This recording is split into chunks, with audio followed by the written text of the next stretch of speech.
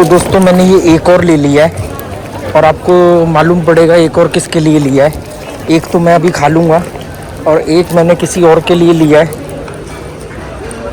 तो वो कोई और कौन है वो आपको मालूम पड़ जाएगा।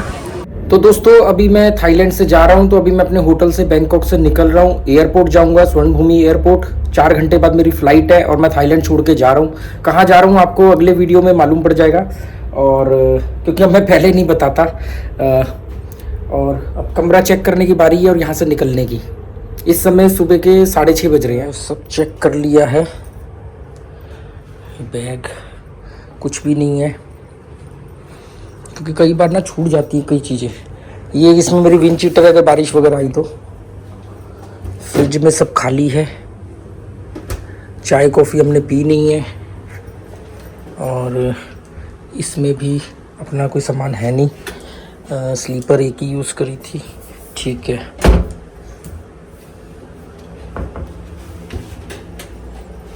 नहीं है कुछ। तो दोस्तों सब कुछ ओके है, कहीं कुछ छूटा नहीं है।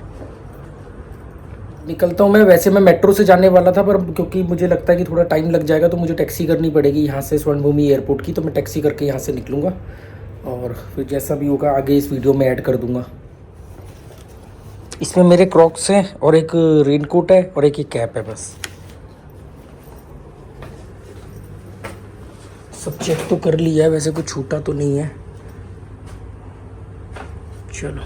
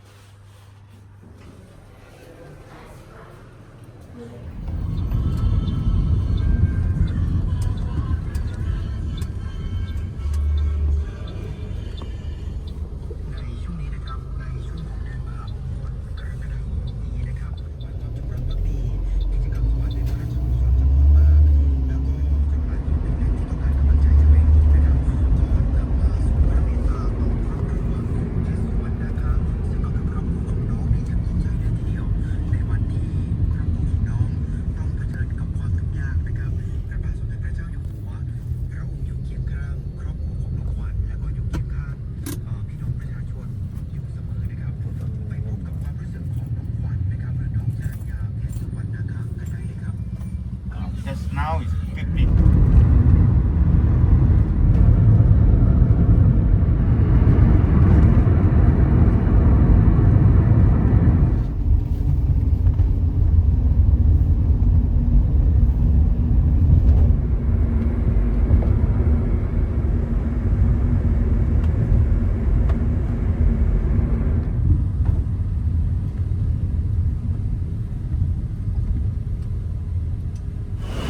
तो दोस्तों मैं एयरपोर्ट पहुंच गया हूं और टैक्सी से आया था। मेट्रो से आता तो और आधा घंटा लगता, हालांकि मैं टाइम पे हूं बिल्कुल। और ये डोमेस्टिक वाली साइड है, मुझे आगे की तरफ जाना जो इंटरनेशनल है।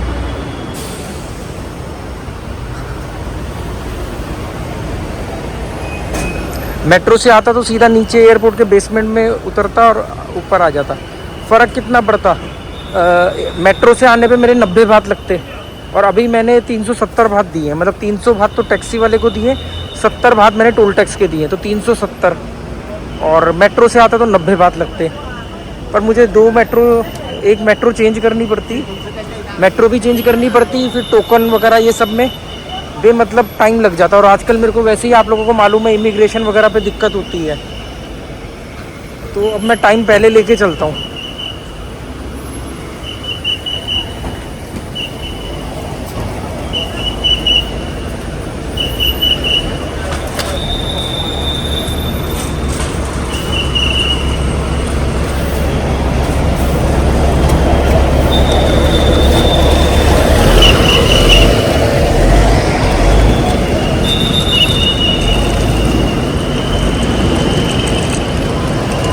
यहाँ पर आप सीधा मेट्रो में एयरपोर्ट के अंदर एंटर कर सकते हो, कोई आपका पासपोर्ट चेक नहीं होगा।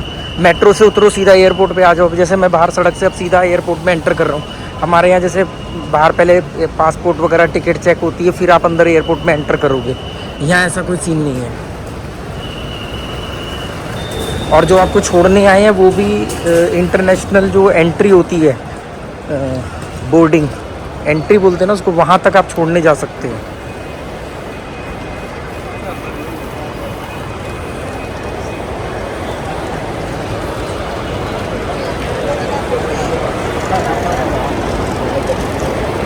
सबसे पहले देखना पड़ेगा फ्लाइट की बोर्डिंग काउंटर कौन से नंबर पे है।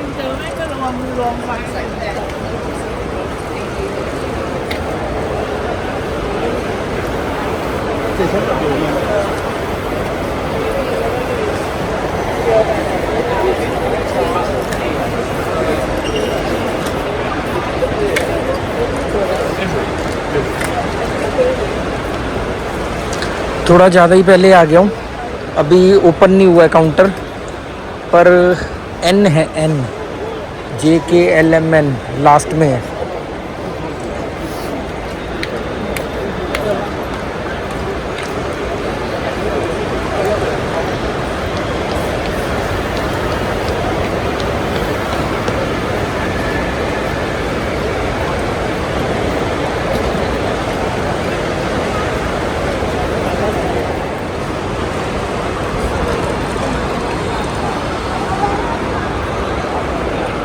ये यहाँ के राजा है।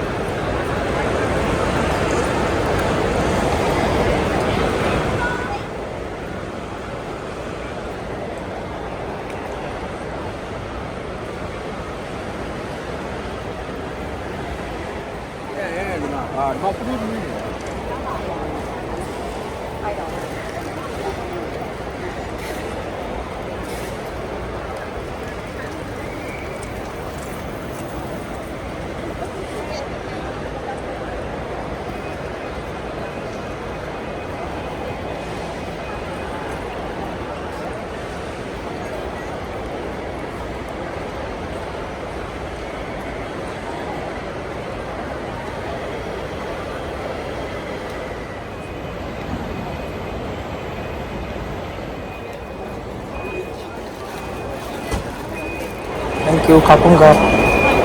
Which side? Which side I go? This? You have to use in immigration country. Okay, thank you. ये बोर्डिंग पास दो नहीं है दोस्तों, एक बोर्डिंग पास है और एक मेरी वाइफ ने मेरे लिए फ़्लाइट में खाना बुक किया था, पर उसकी पेमेंट नहीं गई थी, तो इन्होंने बोला वो पेड नहीं है, आपको यहाँ पे पैसे देने पड़ेंगे। तो मैंने अभी दिए 280 बात दिए। उसने कुछ खाने की आइटम मेरे लिए बुक करी है। मैं फ़्लाइट में ज़रूर खाता हूँ, कुछ भी हो जाए फ़्लाइट में खाना ज़रूर खाता हूँ मैं। और तो ये दूसरा जो है वो रिसिप्ट है, वो जो मुझे फ़्लाइट में उनको देनी होगी, या फ़्लाइट में भी नहीं देनी होगी, पेमेंट रिसिप्ट है, मतलब वो बिल्कुल बोर्डिंग पास जैसी ही पेमेंट रिसिप्ट दी है उन्होंने। और अब मैं जा रहा हूँ सिक्योरिटी चेक के लिए। बोर्डिंग पास मुझे मिल गया है और इसमें खाने के भी पैसे थे, सीट के भी पैसे थे और चेक इन बैग के भी पैसे हैं।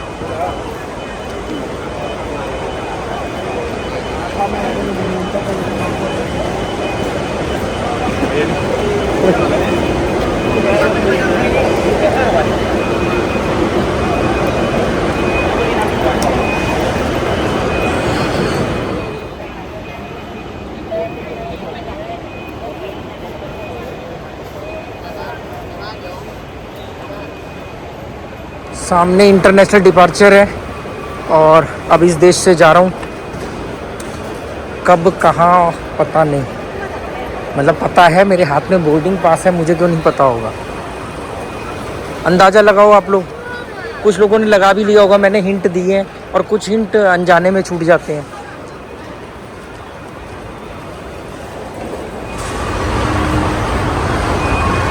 अब ये सिक्योरिटी चेक के लिए जा रहा हूँ। अब यहाँ आगे सिक्योरिटी चेक होगा, उसके बाद इमिग्रेशन होगा। यहाँ तो बैंकॉक एयरपोर्ट पे तो मुझे लगता है रोज का जैसा है। तो दोस्तों सिक्योरिटी चेक भी हो गया, इमिग्रेशन भी हो गया है, एग्ज़िट की स्टैंप भी लग गई है। और इस बार सिक्योरिटी चेक में उन्होंने मेरे बैग का एक एक सामान निकलवाया और फिर सब जाने दिया। मतलब उसमें एक परफ्यूम था उसको जाने दिया, उसमें एक बॉडी स्प्रे था उसको जाने दिया, आफ्टर शेव लोशन था उसको जाने दिया, मतलब रोका किसी चीज़ को नहीं। जबकि वियतनाम में मेरे से उन्होंने शैम्पू था, कंडीशनर था, वो तक निकलवा दिया उन्होंने। मैं एक शैम्पू है रखता हूँ मैं, हफ्ते में एक या दो बार कभी शैम्पू यूज़ करता हूँ, तो उन्होंने वो तक निकलवा दिया। पर इस बार उन्होंने एक एक बैग का एक एक सामान निकलवाया, पर रोकी एक भी चीज़ नहीं। हर बार नए रूल होते हैं। जाना कहाँ है?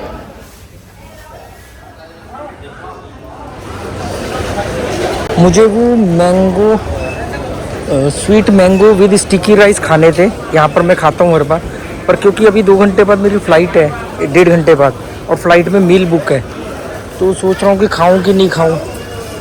वैसे खा लेना चाहिए। 180 बात का है, sweet mango with sticky rice और साथ में कोकोनट मिल्क होता है थोड़ा सा। ये बना रहे हैं जो है इस पे देखो, नंबर 1 थाई डेजर्ट।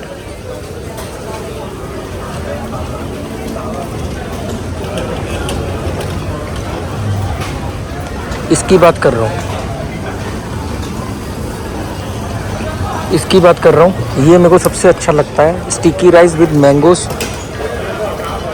ये जैक फ्रूट के साथ है स्टिकी राइस जो यहाँ पे बना रहे हैं, मिठाइयाँ।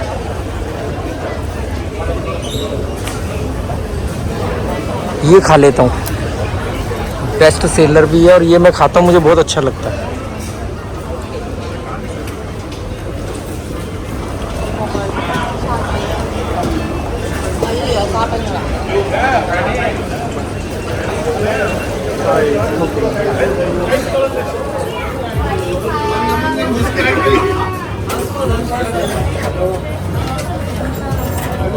I want sweet mango with sticky rice. Yes.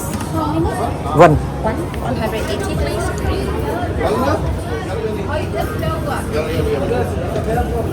100? 180 baht. Yes, please.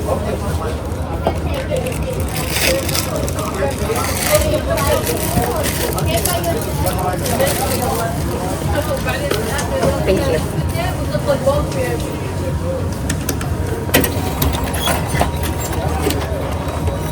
ये मैंने ले लिए हैं sweet mango with sticky rice, और वो बिल्कुल फ्रेश हाथ के ताज़े बना रहे थे। और भी मिठाइयाँ थी जैक फ्रूट के साथ स्टिकी राइस, इसमें कोकोनट मिल्क भी है। बहुत बढ़िया आइटम है, कभी आओ थाईलैंड तो ट्राई करना। Sweet mango with sticky rice, साथ में थोड़ा सा आपको कोकोनट मिल्क देंगे, वो मिक्स करके खाओगे ना तो वो जो आम की जो बहुत ज़्यादा मिठास होती है ना, वो भी हल्की सी कम हो जाती है और वो बहुत बढ़िया हो जाता है।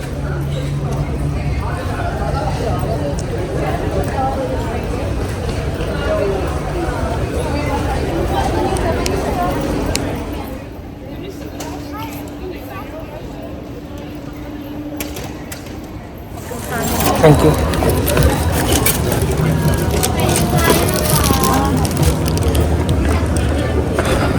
तो दोस्तों मैंने ये एक और ले लिया है और आपको मालूम पड़ेगा एक और किसके लिए लिया है। एक तो मैं अभी खा लूँगा और एक मैंने किसी और के लिए लिया है, तो वो कोई और कौन है वो आपको मालूम पड़ जाएगा। तो ये 2 हो गए हैं, एक मैं अभी बैग में डाल दूँगा पैक करके और एक मैं अभी लपेट लूँगा।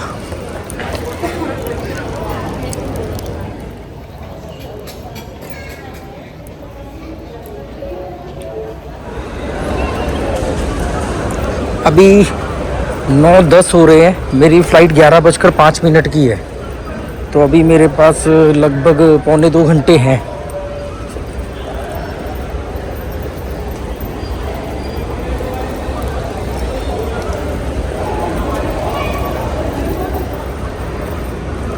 वो सामने मेरा गेट है F1A, तो यहाँ पे आराम से बैठ जाऊँगा और यहाँ बैठ के sweet mango with coconut rice खाऊंगा। ये समझ रहे मैं इनकी फ़्लाइट के लिए आया हूँ। तो गेट F1 तो उधर भी लिखा हुआ है, F1 इधर भी लिखा है। उन्होंने गेट ही नहीं खोला। वो कह रहे अभी बहुत जल्दी है, अभी तो हमारी बोर्डिंग किसी और फ्लाइट की चल रही है, 9:20 वाली फ़्लाइट की। तो मैं यहाँ नहीं बैठूँगा, अभी मैं ऊपर ही फिर कहीं बैठूँगा। ये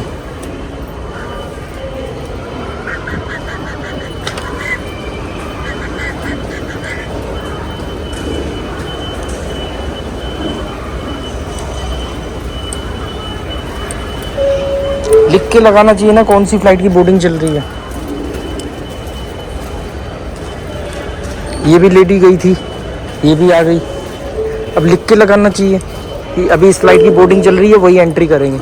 अब लोग जा रहे हैं फिर वापस आ रहे हैं। यहाँ पर एक ट्रेंड बड़ा चलता है, बैग के साथ कोई की रिंग लटका के चलना। हर कोई लड़की लड़का जो भी उनके बैग होंगे ना, पिट्ठू बैग या कोई भी बैग, पर्स हो, बैग हो, कुछ भी हो, उसके साथ वो एक की रिंग लगा के चलते हैं। फैशन है यहाँ का।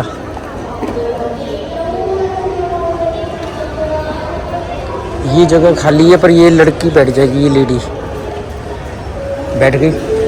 देखा मैं क्या सी।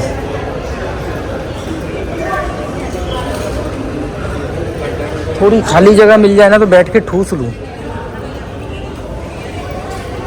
ये इंडियन है,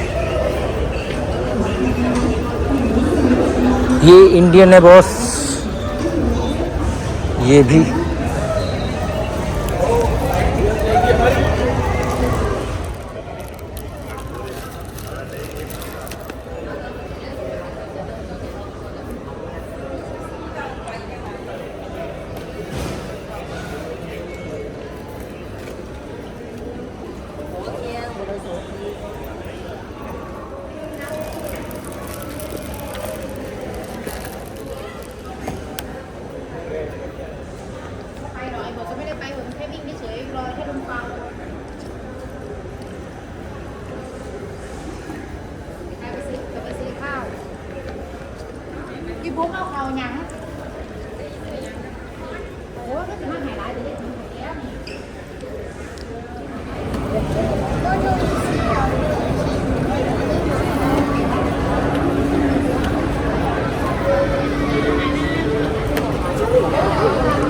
बोर्डिंग शुरू होने वाली है, बहुत भीड़ है।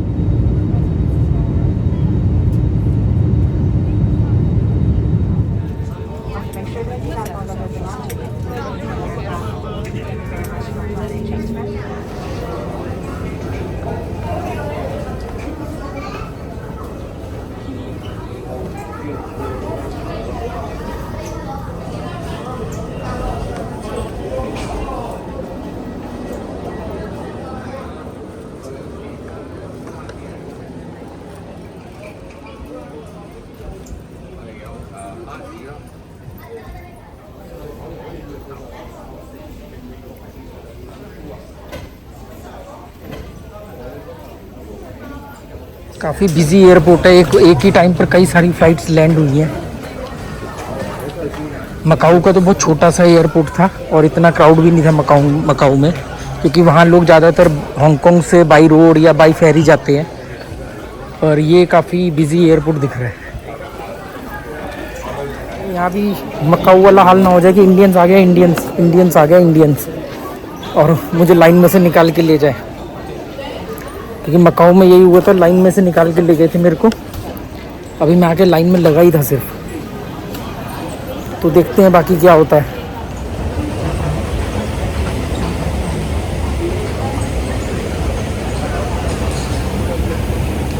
इस बार एक ही बैग है, तो मैंने वो बैग हैंड बैग में, मतलब अपने कंधे पे ही है, मेरे को बेल्ट पे जाने की ज़रूरत नहीं है। चेक इन में बैग ही नहीं था मेरा, क्योंकि छोटा बैग मैं पटाया में छोड़ आया था। और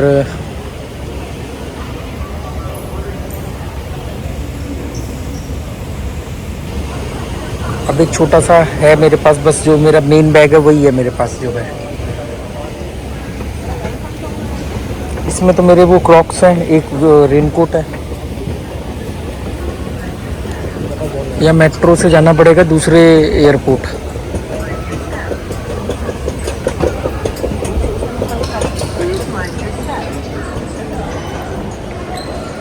मेट्रो आएगी, मेट्रो से हम दूसरी जगह जाएंगे, वहाँ इमिग्रेशन होगा।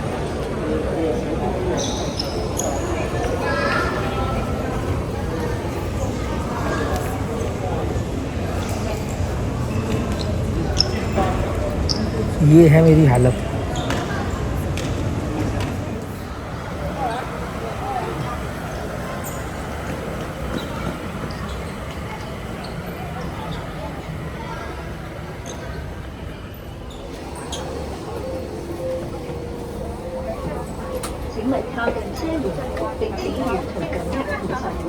Please stand clear of train doors and please hold the handrail during the whole journey. 请勿靠近车门，并请沿途接口扶手。 ये जो है सेल्फ ट्रांसफ़र के लिए है, ये स्टेशन जो है जिनकी कनेक्टिंग फ़्लाइट है। 并请沿途紧握扶手。 और इमिग्रेशन के लिए अगला स्टेशन है लास्ट वाला। वो इमिग्रेशन के लिए ये जैसे जो Please stand clear किसी of की और train कोई doors कनेक्टिंग फ़्लाइट है and उनके hold लिए। the handrail during the whole journey. 请勿靠近车。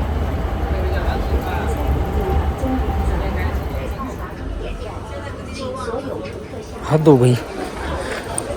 मेरी टोपी उतरवा दी, सब टोपी पहन के घूम रहे हैं।